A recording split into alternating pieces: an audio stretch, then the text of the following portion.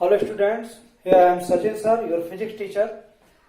Electric charge पर मैंने अपना वीडियो अपलोड किया है, आप लोगों ने पढ़ लिया हो, नहीं पढ़ा हो तो उसको जाके तुरंत देखें। आज हम उसका अगला टॉपिक स्टार्ट करेंगे, इट्स कूलम्ब्स लॉ। इस टॉपिक को स्टार्ट करने से पहले 1 मिनट में कुछ चीजें आपसे शेयर करना चाहता हूं। Each and every teacher has their own style of teaching. When I teach, I keep in mind those students who said that they have very poor concept of physics. They said that their physics is very weak. It's my guarantee I will start from the bottom. If you take my video seriously, you listen carefully, you will definitely be benefited. आपको फायदा होगा, आपको subject समझ में आएगा और आपका confidence gain होगा जिस सब्जेक्ट को लेके आप डरते हैं। एक चीज, मैं 0 से लेके इसको up to the level of competitive exam तक आपको लेके जाऊंगा और आपको कहीं भी रियलाइज नहीं होगा कि नहीं सर, एक लिमिट के बाद ये चैप्टर डिफिकल्ट होता जा रहा है। बस ये आसानी से आपकी सारी चीजें समझ में आएंगी। एक चीज। दूसरा, जब आप मेरे वीडियो को फॉलो करते हो और उसके साथ साथ आप अपनी बुक से कंपेयर करें तो इस बात को लेके आपको वरीड होने की जरूरत नहीं है कि सर ने पढ़ाते समय एक पर्टिकुलर टॉपिक का ये पर्टिकुलर एक पार्ट सर ने एस्केप कर दिया, एक्सप्लेन नहीं किया। अगर ऐसा होता है तो उसके पीछे रीजन ये है कि वो पर्टिकुलर पार्ट अभी यहाँ तो उसकी कोई इंपॉर्टेंस नहीं है, या अभी इस अधूरी जानकारी के साथ, इनकम्प्लीट इंफॉर्मेशन के साथ आपको वो चीज बहुत अच्छे से समझ में नहीं आएगी। So definitely it will cover later in the class. ठीक है, तो निश्चिंत रहिए, एक एक लाइन आपकी जो बुक की है, school exam, board exam, competitive exam, सब कुछ यहाँ पर कवर होगा। बस आप वीडियो को अच्छे से देखते जाइए। कूलम्ब्स लॉ स्टार्ट करने से पहले आज हम थोड़ा सा फिजिक्स का नेचर समझते हैं 1 मिनट में, फिर आपको हम इस टॉपिक पर लौट के आएंगे जिससे आपको ये आसानी से बात समझ में आएगी। हमारे फिजिक्स का जो डेवलपमेंट है, उस डेवलपमेंट के 3 फेज होते हैं, 3 तरीके से हम इसको डेवलप करते हैं। There are 3 ways. पहला, हम कभी किसी थ्योरी को ड्राइव करते हो, ड्राइव करते करते हमारे सामने फॉर्मूला, फाइनल रिजल्ट निकल के आता है और उस फॉर्मूले को फिर हम लेबोरेटरी में परफॉर्म करके देखते हैं कि whether this formula is applicable और नॉट, इज इट करेक्ट और नॉट। अगर ये प्रैक्टिकल करने के बाद रिजल्ट भी हमारे करेक्ट आते हैं अकॉर्डिंग टू फॉर्मूला जो हमने डेरिवेशन में ड्राइव किया था, then we adopt this theory और वो हमारे सिलेबस का हिस्सा हो जाता है। मैं एक एग्जांपल देता हूं, आपको ये बात बहुत अच्छे से समझ में आएगी। 9th क्लास में आपको एक क्वांटिटी पढ़ाई थी, ग्रेविटेशन एक्सलरेशन, उसका एक डेरिवेशन था और ड्राइव करने के बाद मैंने फॉर्मूला इसलिए लिख दिया जिससे आपको याद आ जाए, small ji equal to gm/r²। 12th वाले बच्चे भी समझ जाएंगे, 11th में भी था ये आपके सिलेबस में। यहां mass of earth, radius of earth रख के स्मॉल जी की वैल्यू थ्योरेटिकली 9.8 मीटर पर सेकेंड स्क्वायर निकालते हैं। 11th क्लास में आप सिंपल पेंडुलम का एक्सपेरिमेंट करते हो, लेबोरेटरी में से परफॉर्म करते हो और वहां से मैं फॉर्मूला लिखे सुनाई देता हूं, शायद याद आ जाएगा। t equal to 2π√L/g 11th class में था। वहां से आप स्मॉल जी की वैल्यू को वेरीफाई कर लेते हो कि इट इज 9.8, इज इट 9.8 और नॉट। थ्योरेटिकली हमने डिराइव किया, प्रैक्टिकली करके देख लिया, थ्योरी हमारी क्या हो गई, एडॉप्ट हो गई। सेकंड, कैसा होता है कि कुछ चीजें हम प्रैक्टिकल्स करके देखते हैं और उसके रिजल्ट्स हमें हर बार एक जैसे मिलते हैं, तो हमें लगता है कि एक ये कोई ऑथेंटिक डेटा, एक ऑथेंटिक फॉर्मूला हमारे सामने निकल के आया है। फिर हम देखते हैं कि भाई ये पर्टिकुलर प्रैक्टिकल्स इस फिजिक्स के पार्ट से रिलेटेड है, उसकी थ्योरी को हम फिर और डीप में जाके स्टडी करके ये देखते हैं कि क्या इसका डेरिवेशन पॉसिबल है। तो हमें अगर डेरिवेशन मिल जाता है तो हम बोलते हैं हमारी रिवर्स प्रोसेस हो गई, हमने पहले प्रैक्टिकल किया, बाद में इसको डेरिवेटिव ड्राइव किया और ये रिजल्ट हमें मिल गया, again it is adopted. Third case बड़ा अजीबोगरीब है। कई बार हम कोई चीज प्रैक्टिकल्स करते हैं और प्रैक्टिकल्स करने के बाद कोई एक पर्टिकुलर क्वांटिटी या कोई फॉर्मूला हमारे सामने आता है और उसका थ्योरेटिकली प्रूफ हमें नहीं मिलता, लेकिन जब भी हम प्रैक्टिकल्स करके उसको देखते हैं हमें रिजल्ट करेक्ट मिलते हैं और उस फॉर्मूले को हम एक चीज और करके देखते हैं, आगे थ्योरी में कहीं उस फॉर्मूले की जरूरत पड़ती है और उसको हम अप्लाई करते हैं और आगे थ्योरी के रिजल्ट्स उस फॉर्मूले की मदद से करेक्ट आते हैं, तो हम बोलते हैं कि भाई that formula we have explained by practical, we do not have any theoretical derivative experiment of derivative explanation of it, but this formula is correct because it is verified in further theory when we apply this formula। तब भी हम इसको क्या कर लेते हैं, adopt कर लेते हैं। ठीक है, कूलम्ब्स लॉ से पहले अब देखिए ग्रेविटेशन लॉ में भी कुछ ऐसे ही हुआ था। हमने m1 m2 दो मास को रख के एक प्रैक्टिकली करके देखा था कि ये इस तरीके से डिपेंड करता है। क्लियर, डेरिवेटिव पार्ट नहीं है, हमने जो प्रैक्टिकल्स में किया उसको हमने यहां पर लिख लिया। अब जरा देखिए हमारा डेरिवेशन क्या था 11th क्लास का, there are 2 mass m1 and m2 at distance small r, then force acting between them proportional to their masses, inverse of square of distance between them. ये हमने फॉर्मूला पढ़ा हुआ था। अब इसको एक्सप्लेन करने से पहले एक और कंसेप्ट हम फिजिक्स का एक्सप्लेन करेंगे, वापस फिर मैं लौट के आता हूं। कई बार टीचर्स को बहुत सी चीजें out of focus of syllabus पढ़ानी पड़ती हैं, समझानी पड़ती हैं, जिससे आपको आगे के कंसेप्ट समझने में बहुत आसानी हो। देखिए, जब हम किसी चीज को प्रैक्टिकली परफॉर्म करते हैं तो हम ये देखते हैं कि एक क्वांटिटी की दूसरी क्वांटिटी पे डिपेंडेंसी कैसी है। जैसे हमें डिपेंडेंसी पता लग जाती है तो फिर हम देखते हैं कि उस डिपेंडेंसी के रिजल्ट कैसे हैं। जैसे मुझे ये पता है कि दो चार्ज को अगर हम पास पास रखते हैं तो इनके बीच में रिपल्सन या अट्रैक्शन का फोर्स लगता है। इसका मतलब है force is in existence in the presence of charge. Charge की प्रेजेंस में फोर्स अवेलेबल है, इसका मतलब है फोर्स की डिपेंडेंसी चार्ज पे है। तो हम रिलेशन निकालने की कोशिश करते हैं कि इनके बीच में रिलेशंस क्या है। Getting my point? Clear? We are doing experiment, we are doing practical right now. तो पहले कंसेप्ट समझिएगा क्या है। If I write y proportional to x, पहले इस मैथमेटिकल कंसेप्ट को समझिए। That is indicating that y and x have their proportional relation. It means if x increases y increases or y increases x increases. यही है इसका मतलब। if I write it, देखते जाइए, y proportional to 1 upon x. what does this mean? इसका मतलब क्या है? आप बोलोगे sir when x increases y decreases or when y increases x decreases. Right? तो आप बोलोगे सर प्रपोर्शन से हमें एक चीज समझ में आ गई कि इन दोनों के बीच में काइंड ऑफ रिलेशन कैसा है, एक के चेंज होने पर दूसरे में चेंज कैसा होगा, सिर्फ इतना समझ में आया। अब आपके सामने बेटा मैंने ये लिखा x प्रोपोर्शनल टू y, आप बोलोगे सर सेम है, y इंक्रीजेस x इंक्रीजेस और x इंक्रीजेस y इंक्रीजेस। मैं बोलूंगा is there any difference between y proportional to x and x proportional to y? Listen carefully. If I write y proportional to x, it means x is independent quantity. ये स्वतंत्र है, इसका y से कोई लेना देना नहीं है। y is depending on x. The value of y depend on the value of x. जब आप x में चेंज करोगे उसके अकॉर्डिंग y में क्या चेंजेस आएंगे वो ये इंफॉर्मेशन बताती है। Clear? x proportional to y क्या बताएगा? y में आप जब चेंजेस करोगे तब x में क्या चेंजेस होंगे, मतलब x is depending on y। तो हमने पहला कंसेप्ट समझ लिया। प्रोपोर्शन का मतलब है राइट में जो क्वांटिटी है वो इंडिपेंडेंट क्वांटिटी होगी, लेफ्ट में जो क्वांटिटी होगी वो बेटा डिपेंडेंट क्वांटिटी होगी। ये बात अच्छे से समझ में आ गई। अब मैं बोलूंगा इज दिस इंफॉर्मेशन सफिशिएंट कि x इंक्रीज होगा तो y भी इंक्रीज होगा? Is it sufficient? आंसर है सर सफिशिएंट है। मैं बोलूंगा नहीं, proportion sign is only giving only one concept, only one thing is what? That x, y depending on x, first thing. Second, y increases as x increases and nothing. कब पूछूंगा how much y increases in respect of x? तो आप बोलोगे sir ये तो result experiment करके देखना पड़ेगा। मैंने करके देखा। When I put the value of x is 1, we get the value of y is 2. I put the value of 2, we get the value of 4. If I put the value of x 3, we get the value of 6. आप बोलोगे इसका मतलब है y की value x के compare में कैसी हो रही है? डबल हो रही है। तो आप बोलोगे सर इसका मतलब है हम यहां से प्रोपोर्शन का साइन हटाएंगे और हमारा एक कांस्टेंट आएगा, यहां मैं लिख रहा हूं that is y equal to 2x। राइट? जैसे मैंने ये लिखा तो अब आप बोलोगे सर पूरी बात क्लियर हो गई, क्योंकि देखिए एक बार कंसेप्ट सीख गए तो हर बार जब भी अप्लाई होगा बार बार मुझे फिर ये आपको कहीं भी पढ़ने की जरूरत नहीं है। देखिए मैंने क्या सीखा, मैंने ये बोला कि proportional sign indicate only kind of relation. y proportional to x, x increase y increase, y proportional to 1 upon x, x increase y decrease. ये काइंड ऑफ रिलेशन बता दिया। दूसरा ये बता दिया राइट में है वो इंडिपेंडेंट है, लेफ्ट में है वो डिपेंडेंट है। इसके बाद मुझे ये पता लगा कि इस रिलेशन की मुझे ऑथेंटिसिटी, एग्जैक्ट बिहेवियर क्या है वो पता करने के लिए मुझे इस प्रोपोर्शन को हटा के कांस्टेंट की जरूरत पड़ेगी। प्रोपोर्शन बताएगा काइंड ऑफ रिलेशन और कांस्टेंट बताएगा ऑथेंटिसिटी ऑफ रिलेशन। मैं बोलूंगा x बढ़ने पर y बढ़ता है और इसको देख के मैं बोलूंगा x बढ़ने पर y 2 टाइम्स इंक्रीज होता है। Getting my point?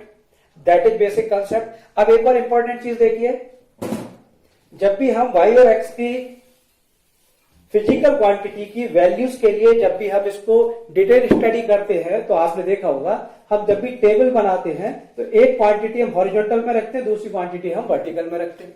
Clear?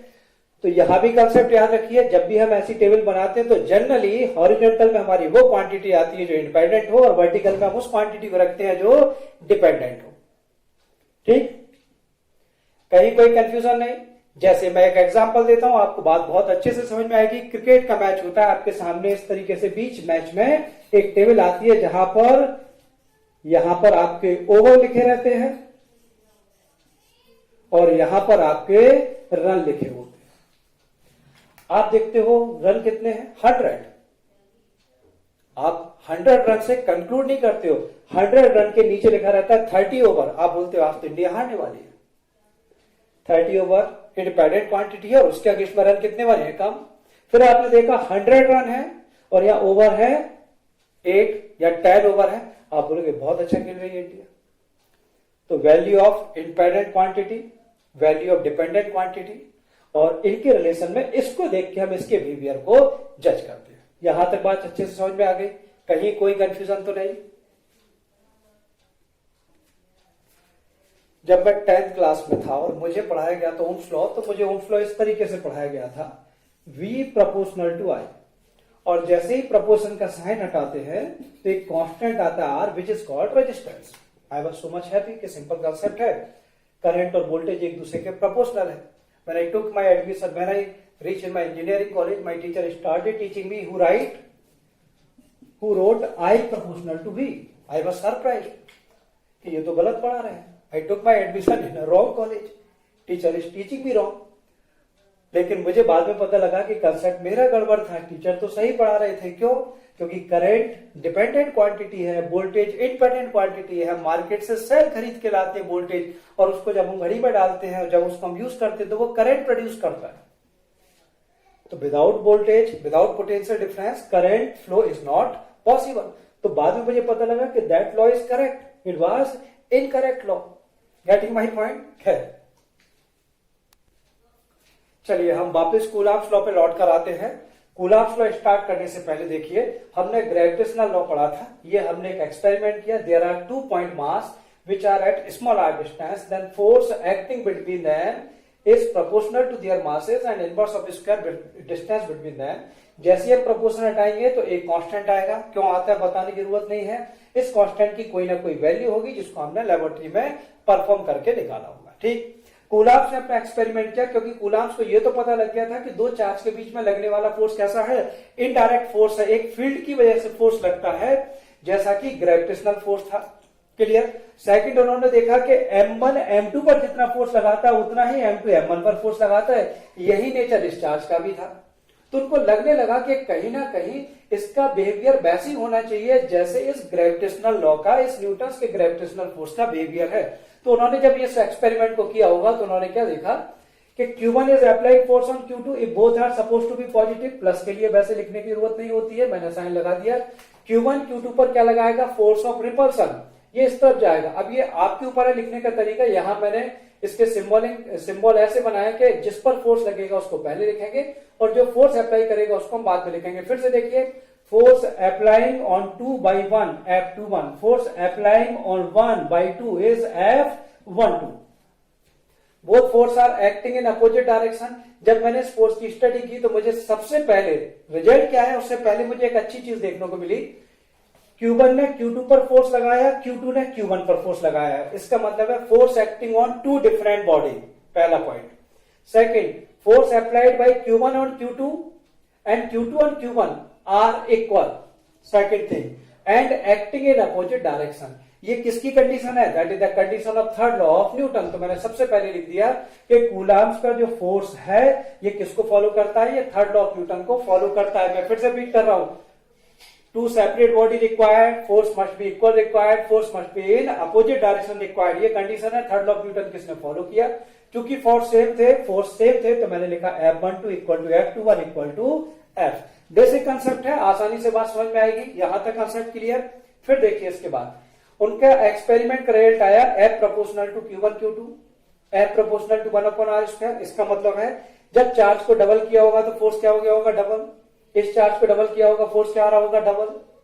Clear. Distance के इनवर्स था, इसका मतलब है डिस्टेंस को डबल किया होगा, 1/r² है तो फोर्स कितना हो गया होगा? 1/4। ये रिजल्ट आया होगा तो उन्होंने लिखा। अब उन्होंने बोला सिंपल है, ये ग्रेविटेशनल लॉ, ये इलेक्ट्रिसिटी है तो एक प्रोपोर्शन का साइन हटाएंगे तो एक कांस्टेंट आएगा। This constant is what? Electrical constant. Laboratory में परफॉर्म करो, वैल्यू निकल के आई 9 × 10⁹ अब बच्चों को पहला क्वेश्चन उठता है, सर ये इससे पहले क्या लिखा है? 1/4πε0। सुनकर भूल जाइए, आगे मैं एक्सप्लेन करूंगा डिटेल में सेपरेट वीडियो में। ठीक, सिर्फ सुन लीजिए, यहाँ पर एप्सिलॉन नॉट कहलाता है absolute permittivity of free space. इसके अलावा एक एप्सिलॉन वर्ड भी होता है, रिलेटिव परमिटिविटी भी होती है। वो सारी चीजें मैं सेपरेट डिस्कस करूंगा। अभी आप इसको भूल के देखिए कि ये वैल्यू कितनी आई, 9 into 10⁻⁹ Coulombs was very happy. क्यों? क्योंकि ये पूरी मिरर इमेज थी ग्रेविटेशनल लॉ की। उन्होंने बोला it is my electric constant as well as it is gravitational constant. मैंने कहा एक काम करो, इन दोनों चार्ज को पानी के अंदर डाल के देखिए क्या रिजल्ट आता है। जैसे ही वाटर के अंदर हमने डाला, मतलब क्या किया बेटा, हमने मीडियम चेंज किया, और जैसे ही मीडियम चेंज किया तो मैंने देखा फोर्स की वैल्यू चेंज हो गई। तो मैंने कहा भाई सबसे पहले इस कांस्टेंट का नाम आपने रखा ना इलेक्ट्रिक कांस्टेंट। जी का नाम अगर आपको याद हो, इसका नाम था यूनिवर्सल ग्रेविटेशन कांस्टेंट। यूनिवर्सल का मतलब है its value remain same in different medium, different temperature, different place.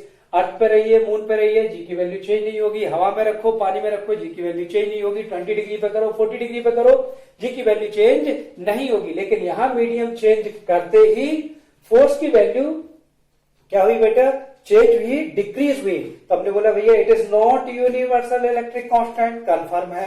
तो इसकी वैल्यू क्या होगी, because when we are changing medium we are continuously getting different decreased value as compare to when both charge are placed in air.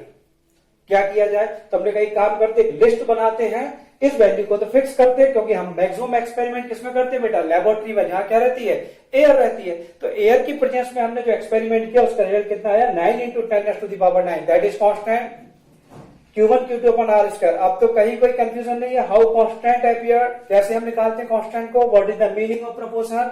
अब आप बोलोगे sir समझ में आ गया, Q1 Q2 इंडिपेंडेंट है, फोर्स इज डिपेंडिंग क्वांटिटी, इसलिए इसको right में रखा है, इसको लेफ्ट में रखा है।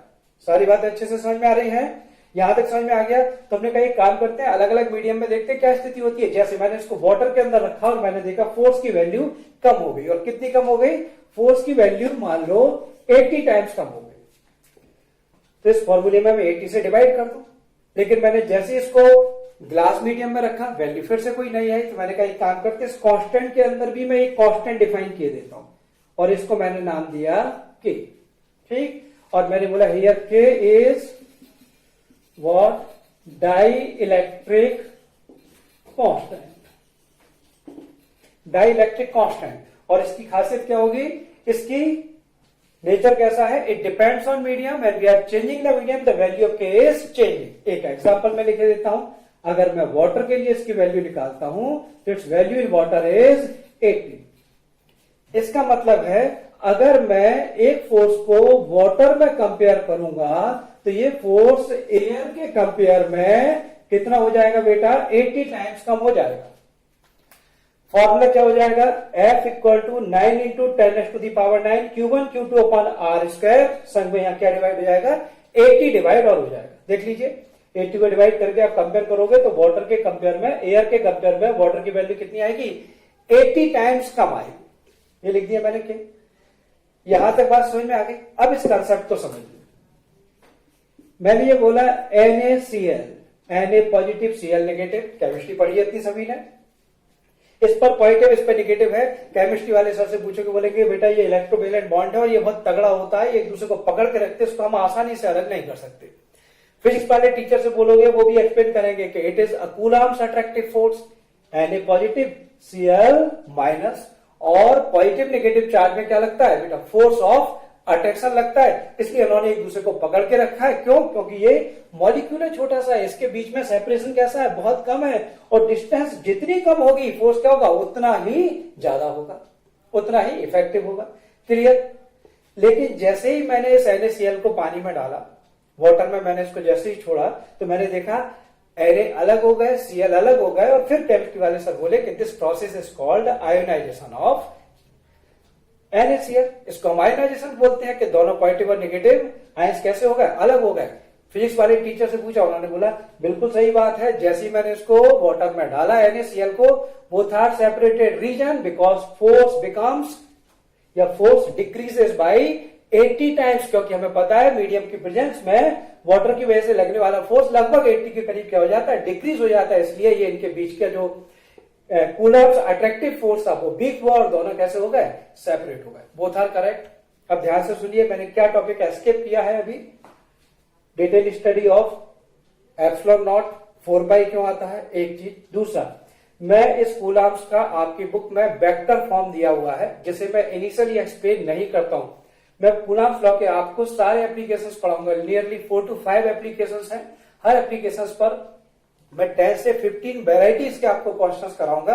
उसके बाद ये मेरी गारंटी है कि आपका स्कूल बोर्ड एग्जाम और कॉम्पिटिटिव एग्जाम के लगभग सभी वेराइटी के क्वेश्चंस क्या हो जाते हैं, कवर हो जाते हैं। उसके बाद आपको एन नंबर ऑफ क्वेश्चन से प्रैक्टिस के लिए सॉल्व करना है, कंसेप्ट वाइज आपको दिक्कत नहीं आएगी। जिसका मतलब है इसके बाद की जो मैं दोनों तीनों चारों वीडियो डालूंगा, इट्स वेरी इंपॉर्टेंट, क्योंकि इसमें पूरे न्यूमेरिकल पार्ट को हम बहुत बिल्कुल बॉटम लेवल तक, नीचे से निकाल के एक्सट्रीम लेवल तक के क्वेश्चंस को हम यहाँ पर डिस्कस करेंगे। और मैं बताते जाऊंगा कि which question important for your school examination, which one is for competitive examination. हम उसको साथ में बाइफरकेट करते जाएंगे। तो आप अपनी सीट बेल्ट बांध लीजिए, एकदम मैं तैयार रहे। अगला वीडियो लेक्चर मेरा जब भी यहाँ पर मैं आपको अपलोड करूंगा, केयरफुली सुने, पूरा न्यूमेरिकल पार्ट कूलम्ब्स का अप्लाई होगा। कूलम्ब्स वेक्टर फॉर्म और एप्सिलॉन नॉट, इन सबका एक्सप्लेनेशन सेपरेट वीडियो में आपको अलग से मिलेगा, क्योंकि वो ये कूलम्ब्स के सारे एप्लीकेशंस पढ़ने के बाद वो चीज आपको बहुत आसान लगेगी। आपको लगेगा sir it is one of the very easy, आपने यहाँ नहीं भी बताया तो हमारा काम आसानी से चल गया। Thank you.